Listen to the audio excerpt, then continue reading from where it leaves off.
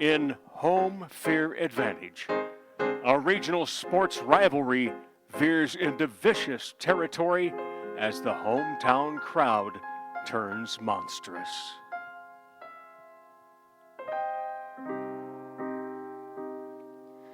Some loud braggart tries to put me down and say his school is great. I tell him right away,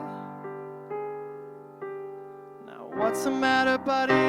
Ain't you heard of my school? It's #1 in the state.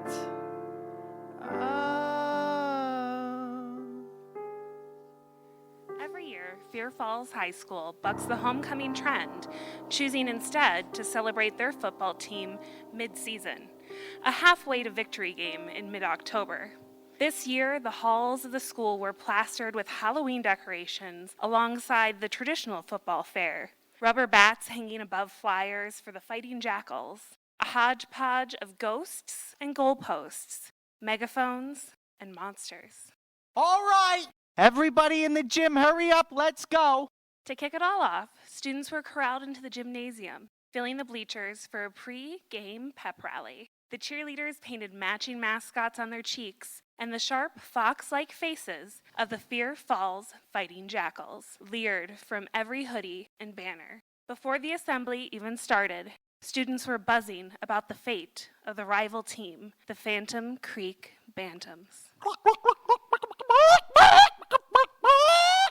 The joke was always how easily jackals could tear apart and devour bantam chickens, but until this year, the threat had only been for fun, pretend. Let's go, boys! Woo! Come on, Fear Falls, let's get after it! The crowd swelled with excitement and noise. There was a mob of cheers and raised fists, their chests reverberating as the pep band soundtracked. The atmosphere was spirited and all smiles for a time. Within minutes, however, the mood shifted and a change came over the crowd. A darkness swept through the bleachers like a wave, its shadow stretching across the stands as the cheers morphed into jeers. Rip 'em up! Let's destroy 'em! Tear their limbs off! Sensing the sudden edge to the students' energy, how their excitement had turned dark, the principal tried to temper this uproar. All right, okay, I love the spirit, but let's rein it in some. He bristled at the way the tears of students' faces morphed into character-like masks, angry and frightening in their mean-spirited shouting. Come on, let's kill them! All right, everybody, let's settle down. Tim had been principal in Fear Falls for nearly 20 years. He'd seen a lot in that time, competitiveness and intense school spirit, but never had he seen such hostility in the students' faces. Well, other than once, a long time before. FFHS, hit 'em hard and make a mess. This pep rally served a double purpose. Aside from kicking off the big game, it was also part lecture. Both towns had revived a long-dead prank war, egged houses, ugly cartoons sketched in sidewalk chalk, and the administration was looking to curb that before it got out of hand. Together with the mayor, the principal prepared a statement, urging students to be civilized and behave respectfully. Let's be good hosts, huh? I want us to be proud of how we conduct ourselves. In that instant, a howl rang through the gym, interrupting the principal mid-speech. His hackles raised. Even the jokesters in the crowd were startled silent by the sound, as the staff searched the dim gym for the source. All right, hey, who was that? The principal turned suddenly stern in his fear, scanning the crowd now, whispering in confusion. Who was that? Did you hear Did you that? hear Where did it come Was from? it a dog? I think it was a dog. Was that a dog? It might have been a dog. Suddenly his heart seized. He'd seen a flash of movement in the shadowed corner beside the bleachers. Something jet black crept in the dark, half hidden by a stack of wrestling mats. The principal's throat closed in long, forgotten horror. It took everything in him to break free from where he froze, leaving the podium to approach the hunched form. Every step felt weighted, hundreds of faces watching wordlessly. The teachers on the floor didn't move. Were they scared or unaware of the danger that prowled within pouncing distance? When the principal closed in on the beast, A form took shape, an angular figure on all fours. Oh, no. This can't be happening. Gotcha! The slinking creature was a student, one the principal recognized immediately as Gabe Velasquez, a frequent flyer in the principal's office. The boy crouched in a homemade jackal costume, fur, rubber claws, trembling as he laughed. Riding a surge of adrenaline and anger, the principal grabbed Gabe's arm and pulled him out of the door into the hallway. Again, with these disruptions, you're done. Tonight's game is off the table. I don't want to see you anywhere near that stadium. Gabe started to protest, but the principal shut him down. He waited for the boy to take a seat on the floor against the lockers outside the gym and returned to the podium. Oh, it shook me up a bit, eh? Anyway, this behavior is what I was talking about. Let's be good hosts, yeah? What does winning matter if we're acting like animals? It's important that we represent our town and our school in a positive light. We can have fun and try hard, but let's do it with respect and restraint. Now let's have a good time! That night, the weather was overcast and violently chilly, with a smell of wet leaves on the breeze. The stadium lights struggled to power through the fog that surrounded the field and blotted out the rest of the city. Like every other year, students used the game as an excuse to wear their Halloween costumes early, packing the stands as vampires and masked madmen. Teens spooked each other, grabbing ankles from beneath the bleachers and whispering eerily over shoulders. They're coming to get you, Barbara! The PTA was very hands-on with concessions, dropping candy corn and popcorn boxes and ladling cider into jack-o'-lantern cups. Meanwhile, the visitors who passed through the gates wearing rival colors were met with taunts and growls. A crowd of Fear Falls students snapped their jaws at Bantam fans in mock menace. One raised his arms like a graveyard ghoul as a child near the visitor stands. Watch out! We're gonna eat you up! The child's father spun around on the teens, his eyes flashing in anger. What's the matter with you? He's 8. The heckling only worsened after kickoff. Phantom Creek proved to be tough competitors, and the fans in the stands rioted at the injustice. Throughout the entire first half, every touchdown was answered and every call challenged. The home team sneered and cursed out the referees. Come on, are you kidding me? That's a terrible call! Come on, refs, wake up! Get a flute if you like to whistle so much! The crowd eventually started taunting their own players when they slipped up. Fumble! What was that? Get the weak link off the field! As the halftime drew close, the crowd was uncontrollable. They stomped their feet on the bleachers, something the district really discouraged as unsportsmanlike, but once the whole stadium was going, no arm waving or shouts could really tame them. Until finally... That's half! As the players slunk off to the locker room, the Fear Falls cheerleaders took to the field. They strode into formation, measuring their spaces like actors finding their marks. But no sooner had that opening beat of their pop anthem sounded over the speakers than the crowd picked back up with their heckling. They shouted over the cheerleaders' routine, spitting venom at the visitors' stands. Leading that sharp-tongued charge was Claire Velasquez, the mother of Gabe, the pep rally prankster. Claire had planned to watch the game beside her son, but he'd been MIA since the incident at the assembly. Our boys will break your chicken legs and rip out your chicken hearts! The principal knew that voice, a voice that sat shotgun or led the charge on all of his teenage stunts. The cutting anger had never left his senses. No matter how many years slipped by, he and Claire were high school sweethearts turned strangers, or as close as strangers as they could get in a city this size. To hear her now made him feel off balance and out of place, like waking up in his childhood bedroom but as an adult. Dread bloomed in his gut at the thought of confronting her, but when she carried on harassing the opponents, he knew he had to intervene. Listen, you can't do that.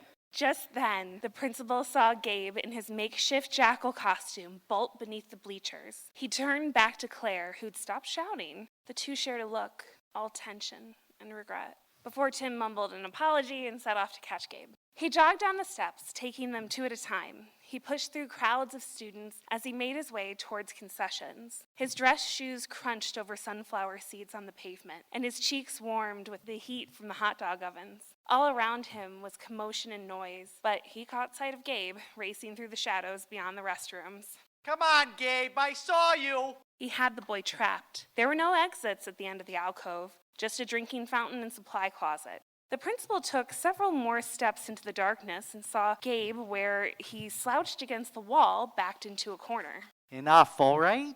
I gotta walk you out. Gabe didn't move. His dark shape remained frighteningly still. Knock it off. You knew the rules and you broke them. Let's go. When Gabe still didn't answer, the principal knelt to help him up. Just then, a chorus of screams rose from the bleachers. Tim stood and turned towards the chaos, everyone racing from the field, stumbling over each other in the panic. Ah, watch out! What the? The parents turned first. The transformation started when a father's shouting cut off mid-attack. He dropped his popcorn, hunching over with a sudden pain in his stomach. Dad, are you okay? What's wrong? I don't.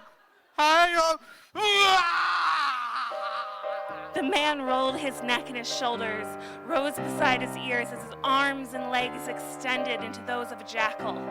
Thick fur spread across every inch of visible skin, and in an instant, his face lengthened into a snout, and his eyes turned deadly black. Dad, no! The parent section was overrun with people mid-transformation, all howls and long muscled legs. It was an army of bleacher creatures. The sight terrified the players, but soon joined in the metamorphosis, snouts sprouting through their faces and claws, feet ripping through their cleats each square foot of the field, track and stands. The scenes were ripped from a horrific graphic novel. A pair of jackals tore through garbage bins, scavenging for leftover nachos.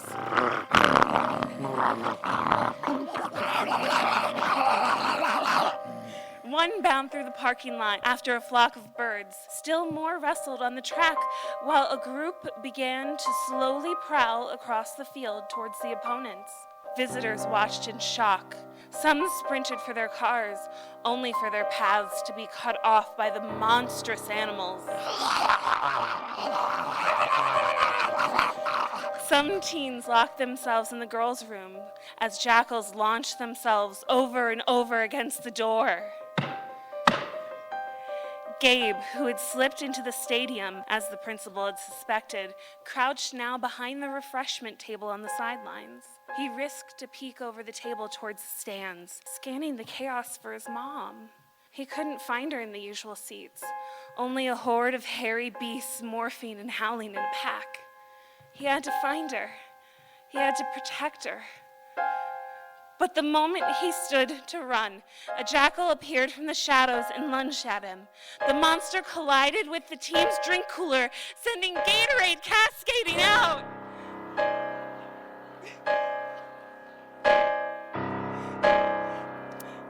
Gabe was drenched in a wave. A pair of claws dug into his shoulders. Ah! Get off! He wrestled with the beast, soaked and terrified. Gabe held the jackal's snapping jaw at arm's length, and he strained to reach something abandoned beside him on the track. A t-shirt cannon. Gabe stretched with his strength, all the strength he had, as the jackal's claws swiped sharp streaks at him.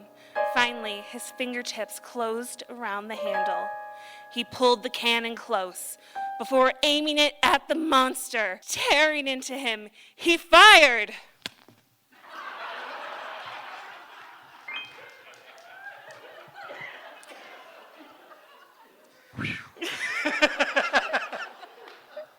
The cannon shot a balled-up shirt into the jackal's face, startling the creature and knocking him off Gabe's chest. The animal struggled to pull his head out of the t-shirt, thrashing and clawing at its hold.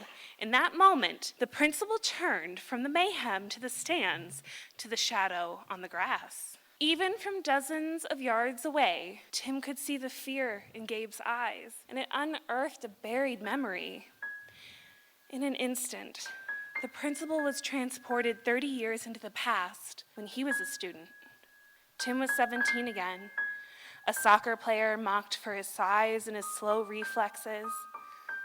The more he struggled on the team, the more he lashed out. He became ultra competitive. Bitterness replaced his stamina. Then one night, the Phantom Creek Bantams were clobbering Fear Falls on the field. After an especially humiliating slip-up, a Phantom Creek midfielder clapped him on the back. Hang in there. The comment was harmless, pretend sportsmanship. But the smirk set Tim off. The next play, Tim shoved the player hard. He fell to the ground, and near tears the wind knocked out of him. The boy clutched at what was later ruled a cracked rib. That week, Tim was asked to meet with the guidance counselor about the incident. You were upset. It was roughhousing. No, it was an accident. Tim told the counselor that he hadn't misjudged his strength. It was pure rage, an inhuman hatred that claws its way out. What Tim didn't tell her, or even his girlfriend Claire, was what happened after. When Tim was thrown out of the game and pacing the sidelines, he turned toward the pep band and seen his distorted reflection in a tuba. His face was animalistic, a vicious jackal with bared fangs. Later he thought he must have hallucinated, shame playing tricks on his mind. In the years that followed, guilt led him down a path. He trained to be a teacher, then a coach, and then a principal. He mentored students and preached school spirit in measure. Respect and restraint. That was his mantra. Whatever it took to keep that crazed animal inside of him at bay. Meanwhile, the monster in Claire festered. She'd only seen part of the exchange on the field, the bullying, not the retaliation. The other team's ugliness, but not the monster that Tim had become in response. Claire's half-knowledge mutated into full-body hatred, growing with her until she was a woman built fully out of spite. Back in the present, the spirit had spread alarmingly fast, infecting the home team until every parent, teacher, and child was transformed. All but Gabe, who sat in the center of slowly approaching beasts. We've got to get my mom. She's gone, Gabe. The principal knew the instant he saw the pack of jackals that Claire was among the monsters. He also knew he had to hurt Claire to protect her son. Destroy that evil before it sank its claws into anyone else. But Claire was his first love, and Fear Falls his school. And when he felt himself transforming, the familiar pain of his limbs and face contorting, he didn't fight it. Respect and restraint were for the B team. He couldn't wait to charge at what was left of the visitors cowering in the stands and make them regret ever setting foot in Fear Falls. So be true to your school now, just like you would with your girl or guy. So be true to your school now, and let your colors die.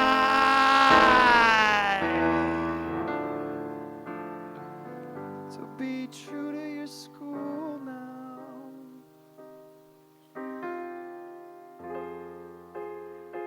You've been listening to Fear Falls Radio Theater. Thank you for joining us tonight. We hope you'll find us on Spotify, Apple Podcasts, and YouTube for more spooky thrills. Right here under